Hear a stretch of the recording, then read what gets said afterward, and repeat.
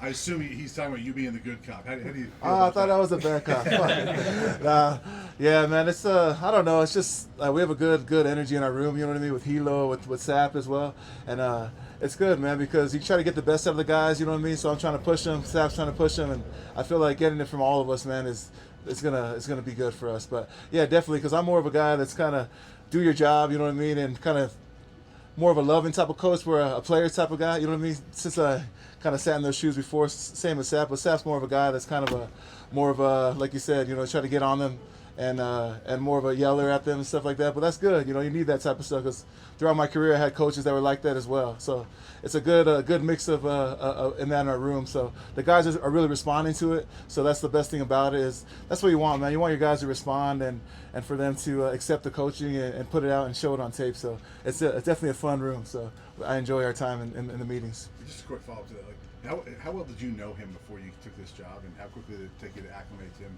coaching wise? Man, I only just heard of Sapp before, just watching him as, you know what I mean, as a younger dude, and growing up, watching Tampa Bay beat the Raiders in the Super Bowl, and Sapp out there balling, and him being known as one of the best three techniques is something that I feel like the whole world knows, And then I played with a guy, his name was Geno Atkins, and they were always comparing Geno Atkins to Sapp, So kind of played with a guy that was kind of like Sapp throughout my whole career. So that's how I kind of knew about Sapp, but. Personally knowing him was just when I signed here and got here. So definitely love the dude, man, and I love his energy he brings to the table, and definitely helps us get better. Yeah, go ahead. Hey, Coach, obviously stopping the run is one of the most important parts about football. What have you seen early in this camp from your big guys up front? Yeah, man, I feel like the big guys are doing their job, for the most part. In camp, man, it's going to be a tough grind, but for the first week, man, I feel like we've been doing a good job building a run wall, and all of us playing with good pad level. Really excited about our run defense this year, man. It's something I feel like that's one of my strengths as a coach is run defense and techniques and stuff, and the guys are starting to catch on. They're starting to see the blocks faster, man, and really excited for that first week under our belt. We've been doing good at stopping the run. We just got to keep on stacking, keep on getting better, because in order to rush the passer, man, you got to earn the right to do it, and that's by stopping the run first. Neely, go ahead. Coach, having been here this spring and now we're going to the second week of August fall camp, which of your guys have you seen make some big jumps in that time period? Yeah, man, since I got here, I've got to give a big shout out to Big Quinn, Big Barnes, number 92, man. He was, when I first got here, he was like 340, 345.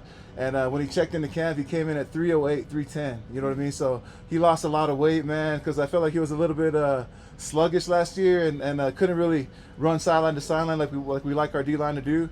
He's come in here, man. He's opened up a lot of eyes, man. He's been running to the ball. He's been doing everything we ask. And watch out for Barnes this year, man. He's gonna put on a show for you guys. Nikki, go ahead. Hi, Coach. I know you and Coach Livingston have a connection to the Cincinnati Bengals. Through your time here at Colorado, what has it been like working with him and kind of going back to the old days and collaborating with him on this defense? Oh, I love working with Coach, man. Big shout out to him. He's one of the reasons I'm here today. You know what I mean? So, big shout out to Coach Livingston. I love the type of coach he is, man. With him, man, he likes to get all our guys playing fast. You know what I mean? So I feel like less is more for us on defense. You know what I mean? When you try to stop every single play, man, you ain't gonna stop much. But if you just focus on yourself, focus on our defense, and that's what Rob does, man. He kind of breaks it down really easy for the installs here, and the guys are responding. But Rob's a great players coach, man. He looks out for the guys. He has our backs, and if you ask anybody on this team, they'll run through a brick wall for Rob. So big shout out to him. John, go ahead. When the head coach is gone for a summer or for an extended point in time, the dynamics of leadership change dramatically. How did you guys get through that? How did you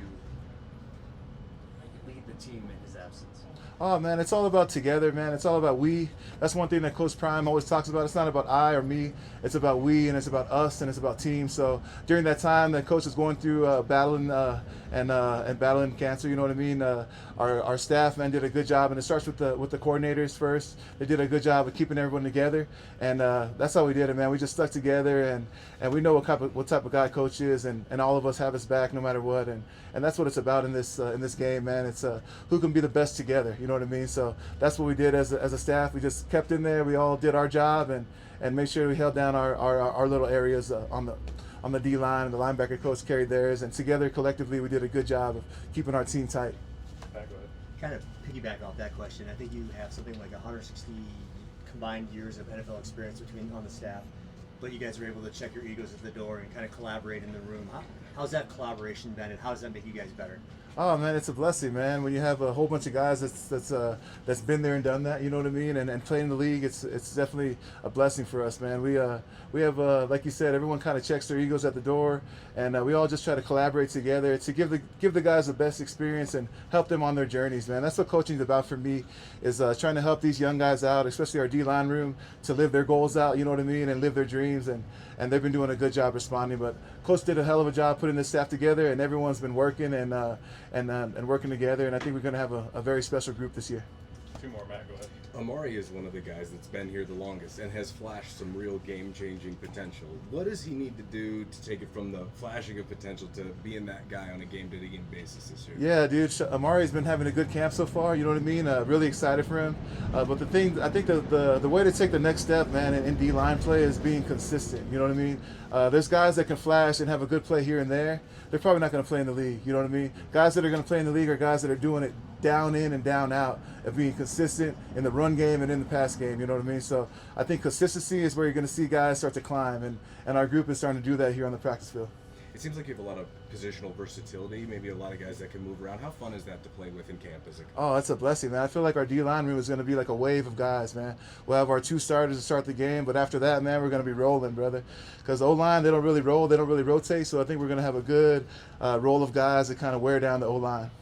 Last one, Brian. Go ahead. Coach, when I asked about TC, who's got a lot of playing experience, but injured early last season, how is he developing as he's coming back from injury and looks like he's getting back into some team drills? Yeah, man, TC's been doing a hell of a job battling back from injury, man.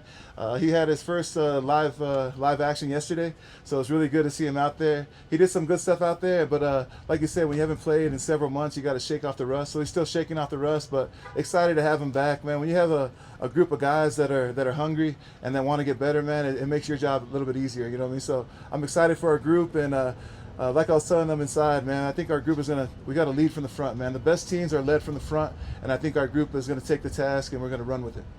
Thanks, Coach. Cool. God bless everybody. Thank you.